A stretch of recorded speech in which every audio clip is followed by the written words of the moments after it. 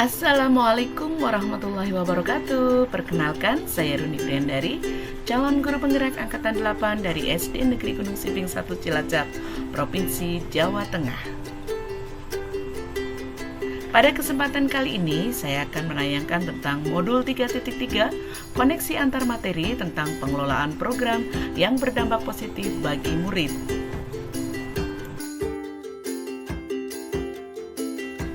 Berbicara tentang hal menarik dari modul 3.3 ini, yaitu CKB dituntut untuk berpikir keras bagaimana kreativitas CKB dalam membuat program yang berdampak pada murid, yang memanfaatkan berbagai aset sekolah, di mana program ini harus melibatkan komunitas praktisi dan orang tua di dalamnya.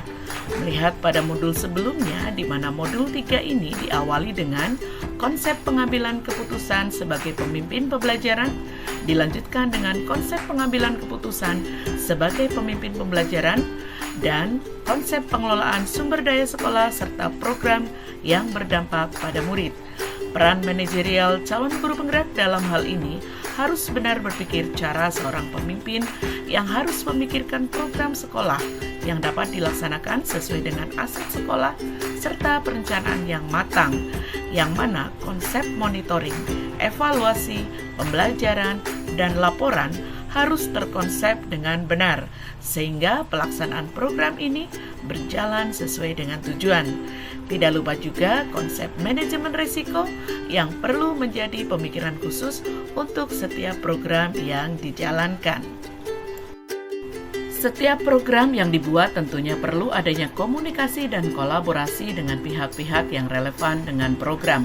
Sebagai warga sekolah, harus bisa memanfaatkan berbagai peluang yang dihadapi serta dimiliki untuk membuat program yang dikaitkan dengan proses pendidikan dan pengajaran.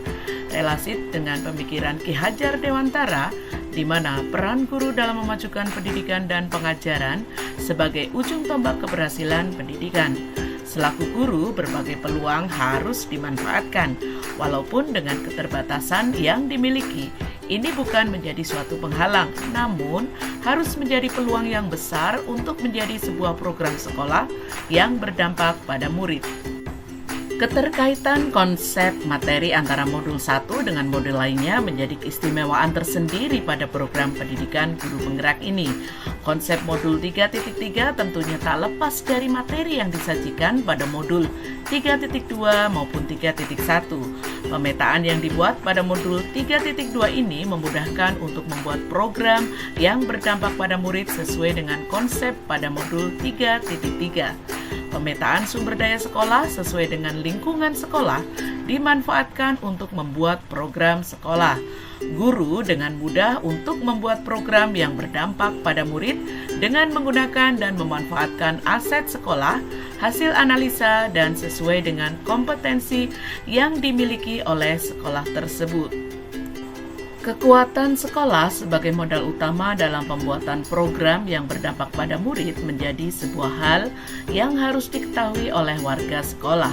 Dalam hal ini, konsep-konsep program sekolah berasal dari kekuatan sekolah yang dimiliki.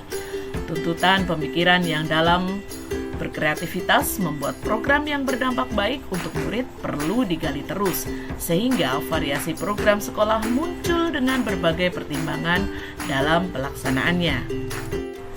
Keterkaitan dengan modul 1.1, guru memiliki tugas yang mulia untuk menuntun segala kodrat yang ada pada murid, sehingga mereka dapat selamat dan bahagia sebagai individu dan anggota masyarakat. Pengelolaan program sekolah yang berdampak pada murid hendaknya melibatkan murid dan memperhatikan pengembangan potensi atau kekuatan yang ada pada murid.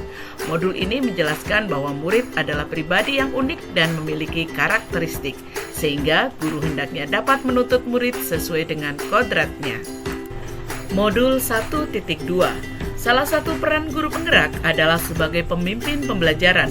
Dalam hal ini, memimpin dalam pengelolaan sumber daya agar dalam pembelajaran yang dilakukan dapat berpihak pada murid dengan mengetahui suara atau voice, pilihan choice, dan kepemilikan ownership. Maka kita bisa mewujudkan nilai dan peran kita sebagai guru penggerak, yaitu nilai yang berpihak pada murid dengan mengutamakan kepentingan murid dan peran guru penggerak dalam mewujudkan kepemimpinan murid atau student agency. Pada modul 1.3, untuk mewujudkan visi guru penggerak, sudah sepatutnya kita harus memperhatikan voice atau suara, choice, pilihan, dan ownership kepemilikan agar kita bisa melaksanakan pembelajaran yang berpihak pada murid dan mencapai visi guru penggerak dan tentunya mencapai visi misi sekolah. Modul 1.4, budaya positif, salah satu aset manusia adalah murid. Tentu kita mendidik murid untuk menerapkan dan mengaplikasikan budaya positif di sekolah maupun di kehidupan sehari-hari agar bisa dilaksanakan dan menjadi kebiasaan yang baik, sehingga akan dapat membantu tercapainya pembelajaran yang berkualitas dan berpihak pada murid. Keterkaitan dengan modul 2.1, pembelajaran untuk memenuhi kebutuhan belajar murid. Dengan mengidentifikasi aset yaitu murid, tentunya kita akan mengetahui karakteristik murid. Pembelajaran berkualitas dan berpihak pada murid dapat kita lakukan melalui pembelajaran berdiferensiasi. Artinya, pembelajaran dilakukan berdasarkan kebutuhan murid, yaitu readiness atau kesiapan belajar murid, minat, dan profil atau gaya belajar murid, sehingga pembelajaran akan aktif dan bermakna untuk murid. Modul 2.2, pembelajaran sosial emosional, mengeksplorasi pentingnya pembelajaran sosial dan emosional untuk menciptakan lingkungan belajar yang aman dan nyaman agar seluruh individu di sekolah dapat meningkatkan kompetensi akademik dan kesejahteraan psikologis atau well-being secara optimal.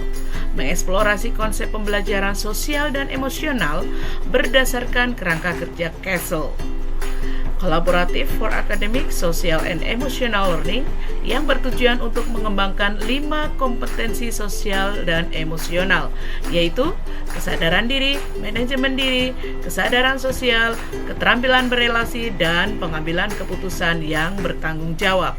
Mengeksplorasi pemahaman tentang konsep kesadaran penuh atau mindfulness sebagai dasar penguatan 5 kompetensi sosial dan emosional. Mengeksplorasi implementasi pembelajaran sosial emosional di kelas dan sekolah melalui 4 indikator, yaitu pengajaran eksplisit, integrasi dalam praktek mengajar guru dan kurikulum akademik, penciptaan iklim kelas dan budaya sekolah, serta penguatan kompetensi sosial dan emosional pendidik dan tenaga kependidikan di sekolah. Keterkaitan dengan modul 2.3, coaching melalui alur Tirta, seorang guru mengajak murid untuk menggali potensi atau kekuatan yang dimiliki. Murid bisa merancang sendiri solusi yang akan diambil, sehingga kompetensi dan peran kita sebagai coach harus selalu dilatih agar murid mampu menjadi coachee yang baik. Pengelolaan program yang berdampak pada murid, coaching dapat digunakan sebagai strategi untuk mengembangkan sumber daya murid, mengembangkan kepemimpinan murid, menggali potensi murid untuk mencapai tujuan pendidikan yaitu keselamatan dan kebahagiaan anak setinggi-tingginya. Coaching juga dapat dilakukan untuk rekan guru apabila menemukan hambatan atau kendala dalam proses belajar mengajar. Adapun keterkaitannya dengan modul 3.1, kemampuan seorang pemimpin pembelajaran dalam pengambilan keputusan akan mempengaruhi pencapaian tujuan pendidikan, karena dalam perjalanannya akan berhadapan dengan situasi dilema etika maupun bujukan moral. Guru yang memahami mekanisme pengambilan keputusan yang baik akan dapat menjadi pemimpin yang bermanfaat untuk komunitasnya. Seorang pemimpin pembelajaran akan mampu menyelesaikan masalah dengan menerapkan 4 paradigma, 3 prinsip, dan 9 langkah-langkah pengambilan keputusan. Oleh karena itu, pemimpin dapat melakukan pemetaan aset dengan tepat dan dapat diberdayakan secara optimal sumber daya yang dimiliki. Sebagai seorang pemimpin pembelajaran, seorang guru harus dapat mengambil keputusan secara bijak, yaitu keputusan yang berpihak pada murid. Dasar prinsip serta paradigma atau nilai dalam pengambilan keputusan harus konsisten, terutama berkaitan dengan dilema etika atau bujukan moral. Kaitannya dengan modul 3.2, guru sebagai pemimpin pembelajaran maupun pengelola program sekolah harus dapat memetakan dan mengidentifikasi aset-aset yang ada di sekolah, baik aset fisik maupun non-fisik. Pendekatan berbasis aset akan lebih mengoptimalkan potensi yang dimiliki oleh sebuah sekolah sebagai komunitas belajar dibandingkan dengan pendekatan berbasis masalah. Paradigma berpikir harus melihat sisi positif yang dimiliki oleh komunitas sekolah. Fokus pada aset yang dimiliki, maka pengelolaan program yang berdampak pada murid dapat terencana dengan baik. Ada 7 aset atau modal yang dapat dimanfaatkan untuk pengembangan sekolah, yaitu modal manusia, sosial, politik, agama dan budaya, fisik, lingkungan atau alam, dan modal finansial. Pemahaman mengenai modal atau sumber daya yang ada di sekolah, maka sebagai pemimpin, guru harus mampu memetakan 7 aset tersebut dan mengoptimalkan pengelolaannya untuk peningkatan pembelajaran di sekolah.